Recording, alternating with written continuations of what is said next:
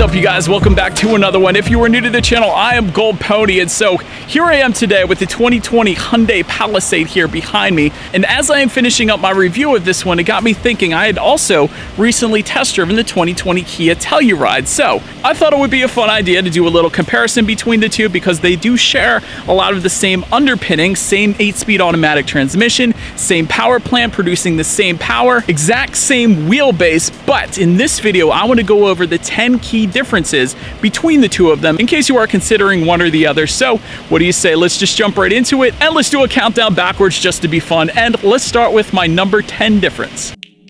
And so then to start, my number 10 on my list is going to be the price. The pricing does differ, not by too much, but slightly between the Telluride and the Palisade. Kia Telluride is going to start at $31,690. The Hyundai Palisade is going to start at $31,550. But if you wanted to go with the top trim levels, that is where it definitely differs. Telluride SX trim level, which is the top trim level for that one, starts at $41,490. Then the Palisade's limited trim, the top trim level for the Palisade, starts at $44,700. So definitely a bigger difference when it comes to the top trim level at least.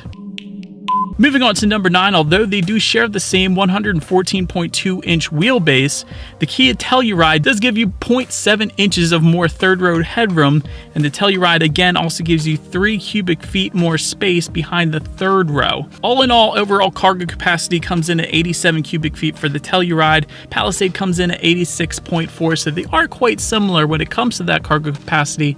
However, the reason the third row is slightly more spacious in the Telluride is because it does have more of a boxy, more rugged shape to it, whereas the Palisade has, I guess you could describe, a more elegant design to it. So for that reason, it doesn't give you quite as much space as the Telluride would. Moving on to my number 8 is going to be the gauges. Both come with a standard or typical gauge setup, tachometer being on the left, speedometer on your right. Then there is a 7-inch digital LCD screen front and center, and again, that is the standard setup. However, the Palisade does offer something that the Telluride does not, being a 12.3-inch fully digital gauge cluster available. That is going to actually come with the limited trim, the top trim level of the Palisade. Perhaps that is the reason why it is a little pricier when it comes to the top trim level, but I love this gauge setup in the Palisade. Usually full digital instrument clusters come on cars like BMW or Audi. Just off the top of my head, I remember seeing those, but fully digital gauge cluster, that is going to be my number 8, and again, that's only available on the Palisade. Next on my list, I wanted to touch on the third row here. Palisade offers an optional power folding third row. Telluride does not. So essentially what that means is if you are in the back, you need a little extra cargo capacity. The Telluride, you have to manually fold down that third row to get that extra space. With the Palisade, you can simply press one button and it is going to automatically fold down. You don't even have to hold the button down. Just press it once. Those rear seats are going to fold down, and actually if you press that button again, those rear seats are going to fold back up without you having to do any manual labor whatsoever. So that is yet another feature found on the Palisade that is not available on the Telluride. Making our way to my number 6 being the exterior styling, and I touched on this a little bit already, but the Telluride does give you a more rugged look, more of an off-road look. Part of the reason you probably saw that commercial of the Telluride carving through some farmland, that was pretty cool. So it's a little more boxy. It also has that plastic ground effects quite often found in SUVs, being the plastic front lip, side skirts, and rear bumper. But Palisade also comes standard with that plastic bottom, but there is an available body-colored front lip, side skirts, and rear bumper if you want with the limited trim, and that is part of the reason why I believe the Palisade is more of a luxury-esque version of the Telluride. Telluride is more of an off-road version, although to be honest, they really are both equally capable when it goes off-road because, again, they share most of the same underpinnings. Both have all-wheel drive, same wheelbase, all that stuff, but Palisade does give you a slightly more elegant look with the swoopy light signatures up front as well as that large front grille. It really makes a statement. Although I will say the back is nearly identical on both the Telluride and the Palisade. They both have vertical taillights, both have their names completely spelled out horizontally. So other than that, to sum up the styling, Telluride is more of an off-road rugged kind of look. Palisade is more of an elegant look. Next on my list, my number 5, although it's not really the vehicles themselves, but the warranty. The warranty does differ slightly between those two. And so they are nearly identical except for one simple thing, being the anti-perforation warranty, or the anti-rust warranty, really. The Telluride or Kia is going to give you a 5-year, 100,000-mile anti-rust warranty. I'm going to say it that way because it's easier. Palisade is going to give you a 7-year unlimited mile anti-rust warranty. So if you took your car through slightly too many car washes or something like that, you have a better chance of keeping it nice looking under warranty if you went with the Hyundai as opposed to the Kia. Now making our way to a very big difference between the two being the shifter.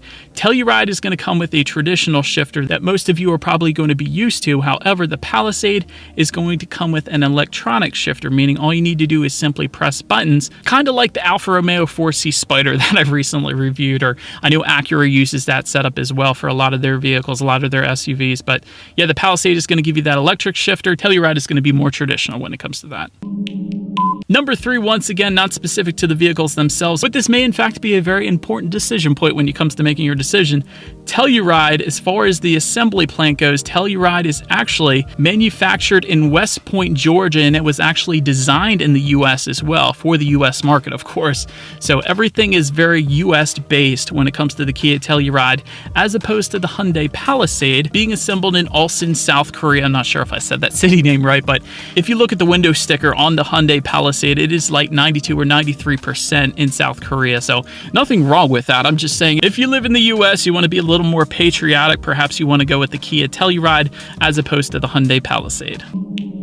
Next difference, and this is a minor one, although it may be important to some people, the steering wheel. Kia Telluride is going to come with a 4-spoke steering wheel, very distinct steering wheel there. Hyundai Palisade is going to give you more of a traditional 3-spoke steering wheel, a little sportier of a look, and honestly, I think the Kia steering wheel kind of reminds me of a larger SUV, more manly kind of steering wheel, if you will. I don't know if that's what they were going for. Maybe it's that rugged look once again, perhaps, but 4-spoke versus 3-spoke when it comes to the steering wheel, essentially. And then my very last difference between these two, and it is a slight difference once again, but it may make the difference for you. The Hyundai Palisade has the fastest opening tailgate available. Hyundai claims their tailgate opens in a mere 5 seconds. And I had experienced this, so honestly, if you have your hands full and things are getting kind of heavy, it does pay to have a quicker opening tailgate, so I guess that's kind of nice. Of course, with the Kia Telluride, it's probably going to open nearly as fast, but it's not going to be quite as fast as a Hyundai Palisade. So when it comes to my conclusion, both honestly are very good picks. I'm sure the reliability are going to be great. Feel free to check out a Consumer Reports magazine when that comes out, when they test out the reliability there. But I'm sure going off of their history, I know the Hyundai Santa Fe XL had above average reliability, which are better than SUVs like the Dodge Durango and even the Honda Pilot, according to Consumer Reports. So I'm sure reliability for both of them will be quite nice. And again, they have the same underpinnings. So essentially, to sum it up, Telluride is going to give you a slightly more rugged design and slightly more cargo space, specifically in the 3rd row, thanks to its slightly more boxy shape. Palisade is going to give you a more luxury-esque design. Also, you're going to have an available digital gauge cluster, a power 3rd row, and a little less plastic on the exterior if you go with the top trim level. So essentially, those are the differences between the Kia Telluride and the Hyundai Palisade. Hope that helped you guys. And so with that is about it for this one, you guys. Thank you so much for watching. Be sure to like the video and subscribe. Feel free to follow me on social media at the bottom of the screen there. Also, feel free to put in the comments section what videos you guys want to see next. And as always, appreciate you guys watching, and I will see you in the next video. Stay gold.